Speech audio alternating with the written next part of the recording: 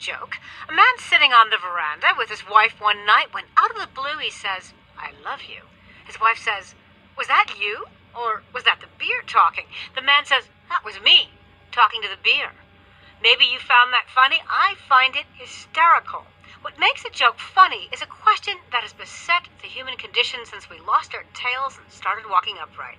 But can scientists tell us today why we laugh? Scott Weems is a cognitive neuroscientist and the author of the book Ha! The Science of When We Laugh and Why. And he joins us from member station KUAR in Little Rock, Arkansas. Thanks for being with us, Scott Weems. Thank you very much for having me. Tell me a joke and let's break it down a little bit, would you? Sure. I should warn you, though, as a scientist, I'm not trained very well to tell jokes, but I'll do my best. All right. So a dog walks in a telegraph office, and he says, "I want to send a message." And the operator says, "Sure, what would you like to send?" And the dog says, "Woof, woof, woof, woof, woof, woof, woof, woof, woof." And the operator pauses a second and goes, that's only 9. You can send a 10th woof for free." And the dog replies, "But that would make no sense." People never laugh when I tell that joke. I'm giggling. I'm giggling here. Thank you. I wouldn't hold it against you if you didn't. All right, I'm kind of getting my comedy writing sketch part here, but you're a neuroscientist. What makes it funny? There is one part of the brain that's worth recognizing, and it's called the anterior cingulate. It's not on the surface, it's a little below, and it's what we consider our conflict detector. Mm-hmm. Anytime we're confused or overwhelmed, or just we have conflicting information, like in the form of a surprising punchline, this area gets very active. Why is conflict important in a joke? It's basically how we process things we don't understand. I mean, so much of our life is filled with conflict, and not just jokes. I mean, people laugh at funerals, people laugh at tragic events, and it's because these are times when we just don't know how else to respond.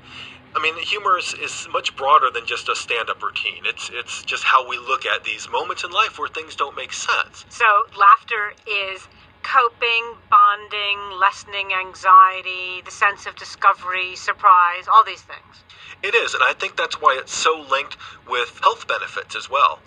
Now, humor hasn't always been looked upon so positively. You write that Plato and Jesus weren't funny. No, I mean, it's really a shame that historically humor has not gotten a good rap.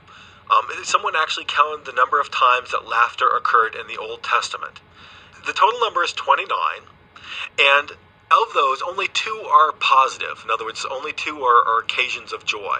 There's debates now whether Jesus laughed not just in the New Testament, but in his whole life.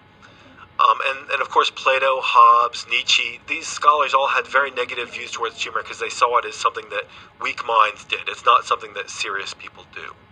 Do you think men and women tell jokes differently? They do.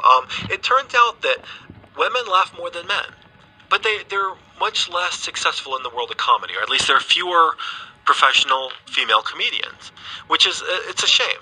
And people have wondered, why is this? Because it's certainly not that women have less of a sense of humor.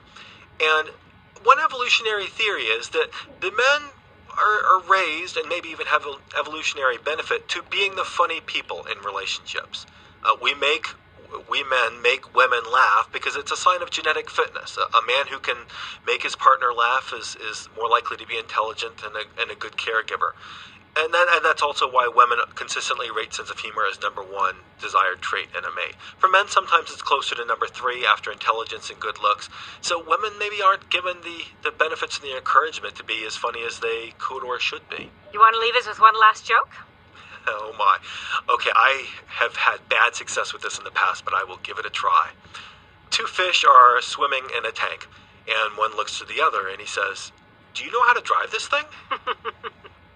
Scott Weems is a cognitive neuroscientist and the author of Ha! The Science of When We Laugh and Why. He joined us from Little Rock, Arkansas. Thank you for joining us. Thank you very much for having me.